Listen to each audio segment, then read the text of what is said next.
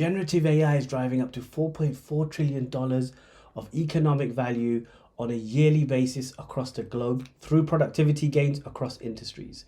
This was actually a report released by McKinsey some time back.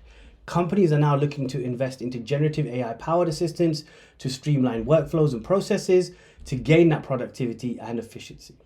My name is Naeem Asker, and I'm going to be walking you through a cross-industry based use case, understanding the value of this use case, and then how we can go and build this on AWS using AWS services in conjunction with SAP. So let's get started. Okay, let's talk use cases. Now, before we even get to the technology and some of the amazing generative AI services that are available on the AWS platform, it's important to understand the use case itself, the problems that the use case has that need to be solved, for example, and the business value of solving that use case. What is the benefit to the business if we can solve this use case using generative AI? In our case, we're going to be looking at a cross-industry use case. You're probably all very familiar with it, and you've probably all been through this, known as vendor invoice matching. You may not know the name, but I'm sure many of you who work for companies have been through this process. So let's start to break this down. Now, you're an employee of an organization. You've been there for a number of years. You have a laptop. You've had it for like 4 years, let's say. Company policy says that after 3 years, you can change your laptop. And you've loved this laptop. It's bursting at the hinges now. It's starting to fall apart. And you're like, you know what? I need an upgrade. So as an employee, and we'll drop my employee in right here so you can see EMP right here. As an employee, what you're going to do is you're going to complete a requisition order for a new laptop and send this to the purchasing ordering department. So the PO department is down here. So this is our PO team, and they process any requisition orders coming from their employees for this company. So you complete a requisition order right here, and it's going to be a document that gets generated, the requisition order doc, for example. And I want you to keep an eye on the number of documents that are being generated throughout this use case, because that's key when it comes to invoice matching. So we'll call this one rec. Now, the purchase order department, what they'll do is they'll go in and verify that the employee is allowed to get a new laptop, he's complying with company policy, he has his manager's approval, so on and so on. And if they're happy, what they will do is they will actually issue an invoice or a purchase order, to the vendor. So this is our vendor right up here. This is the vendor that supplies our company with laptops, and the PO team have now issued a purchase order to this vendor like this, and we're going to draw the doc in. So another doc, the purchase order doc, and this is super important. This is a super important doc that you need. Now, the vendor will receive the purchase order, and what they will do is say, okay, I need to fulfill this purchase order and supply the laptop back to the organization or the employee, and then issue an invoice. So the vendor then sends out the laptop all the way here to our employee. It may be the organization as well, but and what will happen is the employee or the organization that received the laptop, it's probably the IT department. They need to image it to comply with company rules and policy. They will then complete what is known as a goods receipt note. So that will be another document that is generated right here. So we just call this goods receipt note. So we just call this good. There you go. And again, you can see this is like our third doc that's being generated, and I'm just going to abbreviate this. Third doc that's being generated. Now the employee receives that, or the company receives that, they complete the goods receipt note, which basically says the item was received, it's the correct item, it's in the correct condition, no damage, blah, blah, blah, the correct quantity, and so on. Now the vendor has fulfilled the purchase order, and they want to get paid. So what does the vendor do? The vendor is then going to issue out an invoice to the accounts payable team of the organization. So I guess this is starting to become familiar. We'll call them the AP team, right? So the AP team receive an invoice from the vendor that needs to get paid, and we'll just drop it in here. Invoice. And this is now where invoice matching comes into play. Now the AP team, before they can pay the vendor, the amount the vendor is owed because of the laptop that was delivered, they need to go through a series of validation steps. So you can see I've got a number of documents here, and I'm just going to sketch them out alongside the AP team. So let's just line them all up nicely. So we have one of our docs, which is probably our PO. We then have our goods receipt note, for example. And then we also have our invoice, which needs to be paid by the AP team. And what they do is they do a series of validation across these documents before they pay that invoice. So for example, they'll compare the PO to the invoice to ensure that what was ordered is what the invoice is talking about. They're talking about the quantity, they're talking about the value that the PO had, and the value that needs to be paid for the invoice, for example. Now, when it comes to invoice matching or vendor invoice matching, there's a number of different levels. So you can have two-way invoice matching, for example. So the PO and the invoice are compared. You can have three-way vendor invoice matching where the PO, the invoice, and the goods receipt note are compared before or validated before any invoice is paid. There's even four-way vendor invoice matching, which is much more complicated because in that scenario, what will happen is there'll be a contract, for example, between the vendor and the organization to say that, you know, this organization gets this much discount. Maybe it's based on quantity, maybe it's based on specific items like a laptop, for example, or multiple laptops. So we need to ensure that the invoice complies with all of these documents, including the contract. Now, the contract is key because what we're seeing with many companies out there is there's a term known as contract leakage, meaning that when we pay the invoices, the contract is not being considered. So any subsidiaries and any discounts that are being applied by the contract are being skipped by the invoice, and then the company is overpaying that invoice. So contract leakage is very common. In large enterprises, you're talking like 2-3% of contract leakage. So if you're a $1 billion company, I'll let you work out how much money you're potentially losing from contract leakage and vendor invoice matching, giving you a limited level of accuracy. And this is where generative AI comes in. Anyway, so the AP team do the validation. Remember, this is just for one invoice. What they'll then do is then say, okay, the vendor is going to get paid. So the vendor gets paid like this, and we'll just put this in here, paid.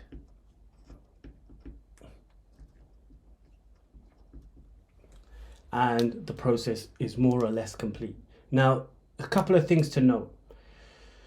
This is, like I said, this is just for one invoice. Now, imagine you're in an organization where you have thousands of invoices for laptops, for stationery, for toiletries, for food, you name it. Thousands of invoices coming in per month, for example. So we're talking about scalability, reliable scalability. And then if we look at legacy methods of vendor invoice matching using OCR and vendor invoice matching tools and so on, the accuracy is, like maybe 30 to 40%. And when it comes to four-way matching, it's even less. So this is where generative AI can really play a big role.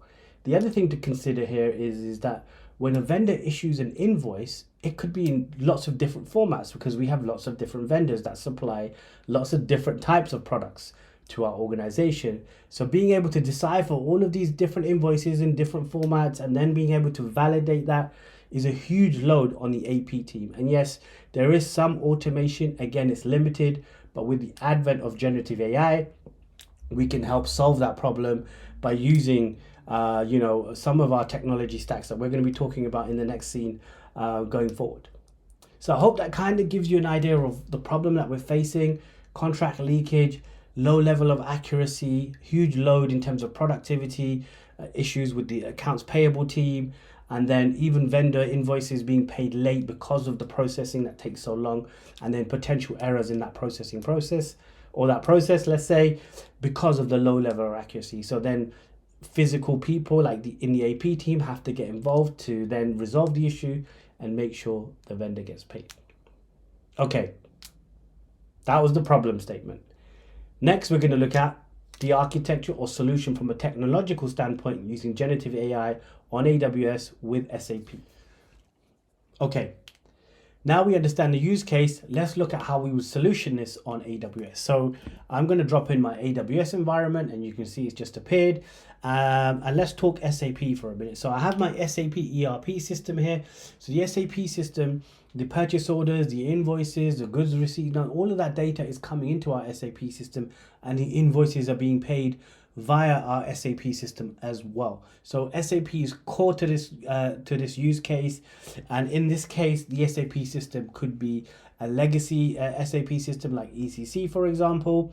It could be running on AWS. It could be a native S4 deployment running on AWS. It could even be RISE with SAP on AWS, deployed here within an AWS account or an AWS environment. The other thing to point out here is the SAP system could be running on-prem, and you would be securing that connection into AWS using a VPN or a direct connect using IPsec as your encryption protocol to secure that line. But the system could be pretty much anywhere. Ideally, it's running on AWS, RISE with SAP on AWS. Now, as I was saying, a lot of the documents that we need as part of this, that are required as part of this use case that I explained earlier, are within the SAP system. So we have to look at how do we actually pull that information from an SAP system. Now, the other thing to mention here is Amazon Bedrock. Amazon Bedrock is our fully managed AWS service that gives you access to high-performing large language models from lots of different vendors, including Meta, including Anthropic, for example, and even our own Titan-based models and Nova models that were recently announced at reInvent. So let's have a quick look at this. Let me bring in my flying browser so you can see right here Amazon Bedrock, and just I'll share the links to this in the post, or during the live sessions, but you can actually grab a quick look here, and there's a number of key features when it comes to Amazon Bedrock. And as I said before, it's a fully managed service. You don't have to worry about the deployment of the models and all of this kind of stuff. You can actually use it on a on-demand basis or as a provision basis. You can even fine-tune these models in your own account, so the data stays within that account, is secured within that account, and the model is only being used within that account with that data. So make sure you check out the Amazon Bedrock page. There's more to come when we talk about Amazon Bedrock, and I'm going to be breaking some of these key things down for you, including a retrieval augmentation generation when we go forward. Okay, so let's get back to the diagram. So Amazon Bedrock is going to be key in this architecture, and then I'm going to break this down for you. So remember what I was saying, that many of the documents are actually in an SAP system. So the first thing we need to understand is how can we pull that data from the SAP system into AWS. So what I've done here is I've duplicated the SAP system. It's the same system, but just from a diagramming perspective, I've dropped it in down here. Now, you have a number of approaches to pull and push data into an SAP system. So we have AWS Glue using a SAP OData connector, but my favorite is the AWS SDK for SAP ABAP. So let's just drop that in right here alongside this SAP system.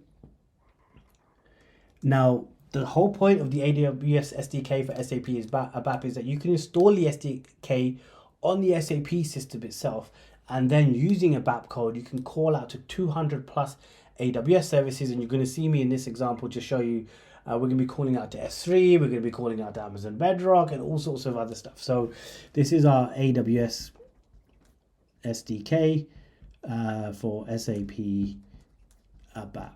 As I said, it's deployed as a transport onto your SAP system, and then from within that you can write a BAP code to call out to 200 plus AWS services. So super powerful. The other thing to point out here is that the AWS SDK for SAP ABAP is also available in preview from BTP. Now, if you are already using BTP to build out your applications, you can actually use the AWS SDK for SAP ABAP to call out to 200 plus AWS services from within your BTP deployments and so on as well. And you're going to see, as I said, that's in preview, by the way. You can sign up. I'll drop a link in a little while as well to that. So what we're going to do is we're going to use this SDK, the AWS SDK, to drop the data into an S3 bucket that I'm drawing in right here. So our data is now being pushed from SAP. So this includes all of our documents that we need for this process to work, and being pushed straight into this S3 bucket. Now, from a security perspective, the S3 bucket is encrypted by default using SSE S3 encryption, meaning it's fully managed by AWS. But there are a whole host of encryption options that you have available for you to encrypt that data at rest. But even when we're pulling that data from the SDK into that bucket, there's also encryption in transit involved there too. Okay, so now we have the data within AWS. What do we do next? Now, the whole point of having that data within AWS is to make sure that our large language model has access to it when we ask it for a response. What does that mean? Well, as you know, large language models or generative AI based models, they're trained on a huge amount of data, right? Public data. But we're looking for a context aware answer, meaning we want the LLM to respond in the context of our organization with our data. So what we're doing here is we're prepping and ensuring that the LLM throughout this process will have access to our data securely. And that's why I'm talking about encryption in transit, encryption at rest, and then be able to provide a response which is context aware, meaning it's in accordance with our company's data. So the response is relevant to our company. So in this case, it's in an S3 bucket. And what we're going to do is we're going to go through a RAG or retrieval augmentation generation process to ensure the data is now to ensure that the data that is in that S3 bucket is in the correct format for a large language model to understand and decipher and then provide a response. So let's do that part now. So I've dropped in a knowledge base. So a knowledge base is basically the management of RAG. So usually you would have to have your data connected into an embeddings model, which I'll draw out in a minute, and then drop that into a vector database, and you would have to go in and deploy each of these pieces. But the knowledge base simplifies that and handles all of that for you from the AWS console, for example, in a short space of time, and deploy all the key components you need for retrieval augmentation generation to work and have that made available to your large language model. So our data is now in an S3 bucket, and now we're going to make this available to an embeddings model using the knowledge base to help us with that. Remember, with the knowledge base, you can have multiple sources of data. In our case, it's an S3 bucket, and we're going to feed that into an embeddings model. And you can define this when you configure the knowledge base. So we're going to have our embeddings model right here, just above the S3 bucket. And the purpose of the embeddings model is to basically read through the documents, understand what they are, and then actually convert them into high velocity vectors, which provide some level of meaning. So just think about this. When you have words which are closer together in meaning, their vectors or their high velocity vectors, their numbers will be closer together, meaning that they're related from that perspective. So that's what the embedding model is doing. It's actually building out, let's just call it vectors based on the documents and the data that we're providing it. And the vectors are then with vectors, you can actually run calculations and comparisons. And the closer the vectors are together, meaning that they represent words that are related somewhere down the line. So embeddings model. So from an AWS perspective, you have the Titan embeddings model available to you. And there are a couple of others as well. And that goes into there. And then from that point onwards, once the embeddings model has done its job in terms of converting the document into tokens or smaller passages of text, and then breaking that down into high velocity vectors, we need to store those high velocity vectors somewhere. So that's where we store them in a vector database. So in this case, our vector database is going to be Amazon OpenSearch vector store. So we're just going to drop that in right here. Give me a second. Now you can, if you're using the knowledge base and you don't have a vector store, it will automatically deploy Amazon OpenSearch vector store for you.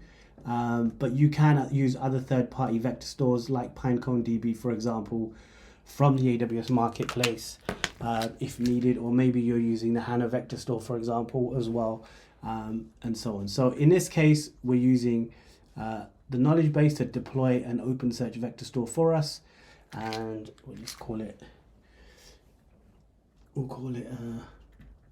vector store. So all of our vectors, the high velocity vectors that were created by our embeddings model and then stored in this vector store, ready for an LLM query to provide us context, to give us context and provide us a context aware answer. Okay, so our data is now in AWS, it's available in a vector store. Now let's actually start talking about real queries coming in from the SAP system to maybe, I need you to validate invoice number 555667. Now in an SAP system, that may be done on a monthly basis. It will probably be on some kind of schedule, for example. It could even be ad hoc, maybe there's something that needs to be double checked. So there's an ad hoc request coming in, but usually it will be on some kind of time scale or reoccurring schedule coming in from the SAP system. So we'll drop that in. So remember, we have the AWS SDK for SAP ABAP coming in. We're making that call into Amazon Bedrock. Now, we need to manage the orchestration. What does that mean? So when the request comes in, there needs to be a process to then go to the vector store, grab that data, the additional data, our documents related vectors, and then feed that into a large language model. Now you can do that. There's two types of ways you can do that. You can use AWS step functions if you need to have real control of the orchestration. But the ideal way is where you drop in agents of Bedrock. So we're dropping in an agent. Now an agent is literally backed by a large language model, and the purpose of an agent is to take action.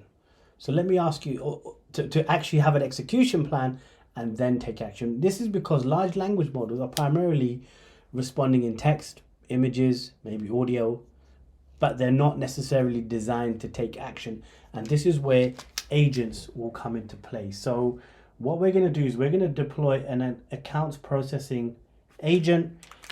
Its job is to process any requests regarding invoices and provide an outcome in terms of whether this invoice is correctly matched, whether there's some kind of deviation, or whether there needs to be further assistance provided by the AP team. So this is our AP agent, and maybe the AP team need to take some manual action to help resolve the issue. But the agent is our core contact, let's say, in terms of orchestrating the flow that we need to have. And you may have other agents, so this may be using some agentic AI framework where you've got multiple agents taking out different parts of this role, or maybe even taking action in a different way. What happens is the request comes in from the SAP system, the agent receives that request, it then decides on what is the execution plan in terms of responding to that request correctly, the type of processes it needs to follow, the actions it needs to take after that as well. And an agent is super easy to set up. You could do that from the Amazon Bedrock console. You can say, you are my accounts payable agent. Your job is to do this, blah, blah, blah. This is your role. You have access to this type of you have access to this vector store. You can take action via SNS and this Lambda function. So you give the agent what it needs access to based on identity access management permission. So everything's securely controlled and managed. And the agent will then go ahead and execute the tasks based on its execution plan and the requests coming in. So the AP agent gets a request from the SAP system that it needs to process invoice number, blah, blah, blah. So what the AP agent then does is it sends out a semantic query to the vector store. It knows there's a vector store available with all the data that I need. So it sends out a semantic query to the vector store. And what does that mean? That means that the query coming in is converted into vectors as well. And there's a comparison done at the vector store level to look for related vectors, i.e. related tokens and pieces of document, and they are pulled out in one go in addition to the original prompt or request coming in. So I'm just going to drop in my large language model right here. Excuse the drawing style, but you'll get what I'm saying. So we have our large language model, and this could be Anthropic's latest model, for example. It could be an Amazon Nova model, for example. But this is our LLM. It could be a meta model. So remember that Bedrock has access to a whole load of different types of models. depending on depending on the type you need, based on accuracy, cost, for example, even latency in terms of speed. You may need super quick, low millisecond responses or sub millisecond responses. So you need to pick a model that is tuned in to give you those super quick responses and a certain level of accuracy. So the large language model is in place. So what happens is the agent pulls the data from the vector store. It then sends out an augmented prompt. So remember, we had the initial prompt from the SAP system, but now what we have is an augmented prompt, meaning it's augmented with data from the vector store, which again is coming from an SAP, all of our documents that were pulled in from an SAP system.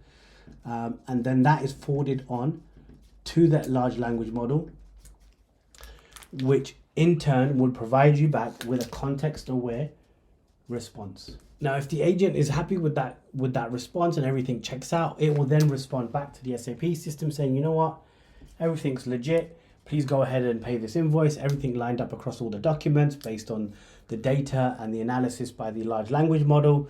So just in summary, the request comes in from the SAP system. The AP agent decides an execution plan, and it then issues out a semantic search, which is this line here. So semantic search, which then breaks down the actual prompt into vectors again.